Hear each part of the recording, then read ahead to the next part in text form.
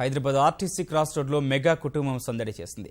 సంధ్య దేవి థియేటర్లకు మెగాస్టార్ చిరంజీవి కుటుంబ సభ్యులు తరలివచ్చారు. చిరంజీవి తల్లి అంజనాదేవి, భార్య సురేఖ, అల్లు అర్జున్ దంపతులతో పాటు పలువురు కుటుంబ సభ్యులు అభిమానులతో కలిసి ఖైదీ నెంబర్ 150 చిత్రాన్ని వీక్షించారు. మెగా బ్రదర్ నాగబాబు జబర్దస్త్ బృందంతో కలిసి దేవి థియేటర్లో సందడి చేశారు.